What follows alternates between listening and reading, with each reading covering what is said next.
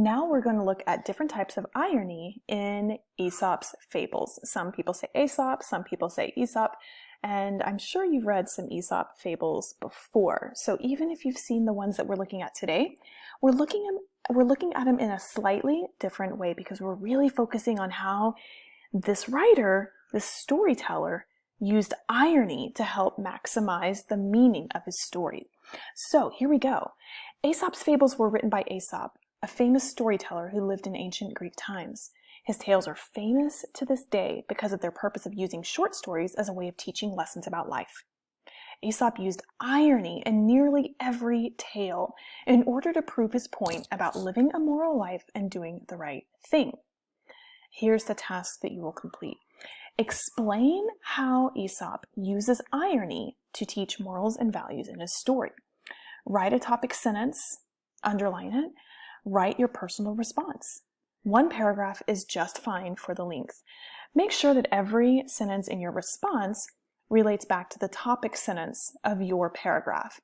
And just think about how irony helps explain the point of each tale. So here, the stories are below. You have 4. One is called The Goose with the Golden Eggs. One is called The Eagle and the Arrow. One is called The Milkwoman and Her Pail. And one is called The Dog and the Shadow. Those 4. And then you can see over here on the right-hand side, this is where you're going to write your response. So again, what that means is in the purple, in this box here, this is where you can type.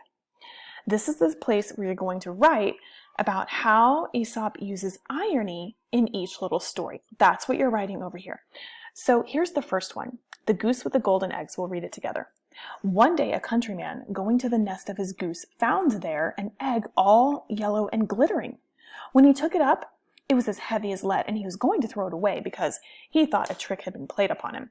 But he took it home on second thoughts, and soon found to his delight it was an egg of pure gold. Every morning the same thing occurred, and he soon became rich by selling his eggs.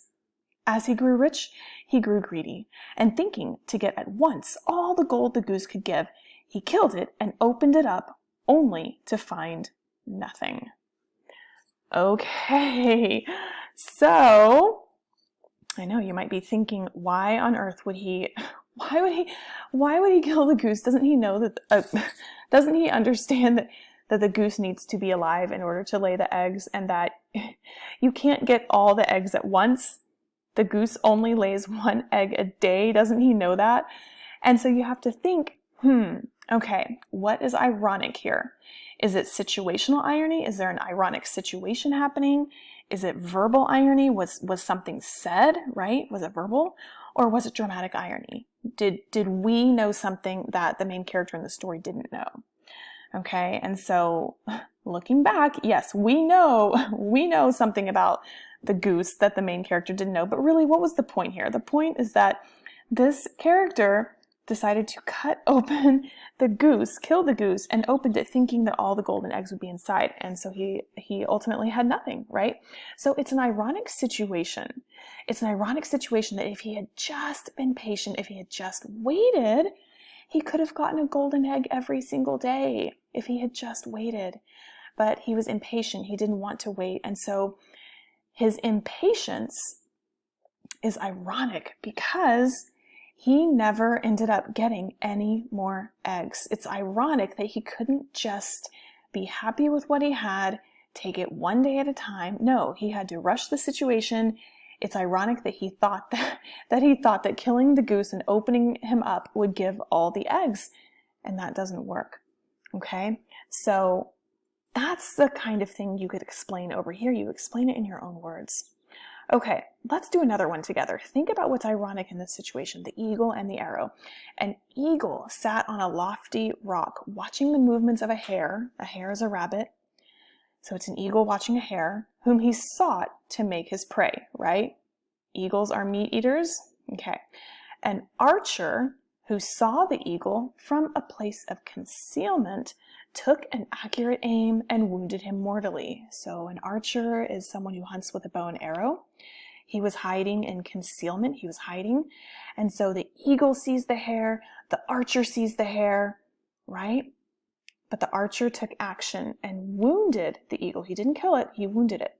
The eagle gave one look at the arrow that had entered his heart and saw in that single glance that its feathers had been furnished by himself. So an arrow flies through the air because it has feathers at the end of it, right? People put feathers at the end of their arrows. And the eagle noticed that those feathers on the arrow were in the same arrow that killed him. "It is a double grief to me," he exclaimed, "that I should perish by an arrow feathered from my own wings."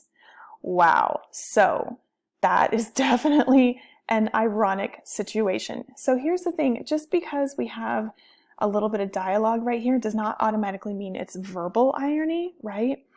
And so really we're just talking about, the situation here that's ironic. It's ironic that the eagle was killed with an arrow, and in that arrow were feathers from the very same eagle. So that's what's ironic about the situation, right? Talk about bad luck. Okay, the milk woman and her pail.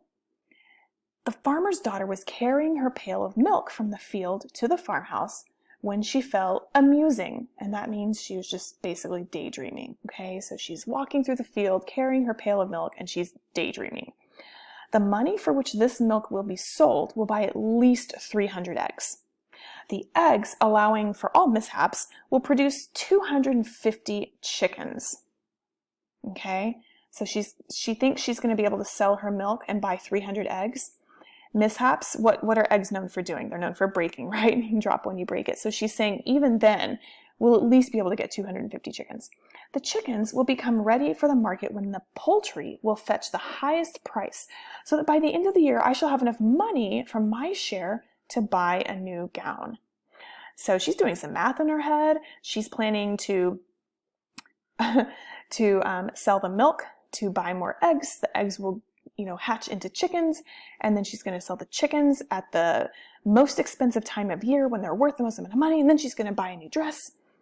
And now she's planning continuously, right? In this dress, I will go to the parties where all the young fellows will propose to me, but I'm going to toss my head and refuse everyone. Now, at this moment, she tossed her head in agreement with her thoughts when down fell the milk pail to the ground, and all her imaginary schemes perished in a moment. Okay, so she's carrying the pail of milk from the field. She starts daydreaming about all the money she's going to earn from the milk, which she can use to buy eggs. They'll turn into chickens. She can sell all the chickens. She's going to buy this fancy dress to go to a party, right? And she expects that many, many men are going to propose to her, and she already knows ahead of time she's going to ignore all of them, right? And then ironically, what happens? That's when she spills the pail of milk, and nothing that she was thinking about is going to become a reality for her. It's ironic, right? It's ironic that the very thing, the pail of milk, it's ironic that the exact thing that she was going to use to make her dreams come true is the very same thing that fell to the ground. Why did it fall to the ground? Because she wasn't paying attention, because she was daydreaming, right? So that's kind of an ironic situation. You can explain that over here in your own words. Explain what happened. Explain it in your own words. Here's the last one for us for today. The dog in the shadow. A dog crossing a bridge over a stream with a piece of flesh in his mouth saw his own shadow in the water and took it for that of another dog with a piece of meat, double his own size. He immediately let go of his own and fiercely attacked the other dog to get the larger piece from him. He thus lost both, that which he grasped with the water because it was a shadow, and his own because the stream swept it away. Okay, are we seeing a theme of greediness here? Maybe except for the eagle. I don't think I saw anything that was kind of greed oriented there, but I mean, this guy was greedy, right? The girl was greedy. Now we've got this greedy dog. I just found that interesting. Okay. So here, think about what's ironic. Think about what the dog was doing, why the dog would risk losing his piece of meat for the other piece of meat, what the dog thought was happening, and then what actually happened, and explain the irony, explain what's so ironic over here in this box. And then that is it for today. You're good to go.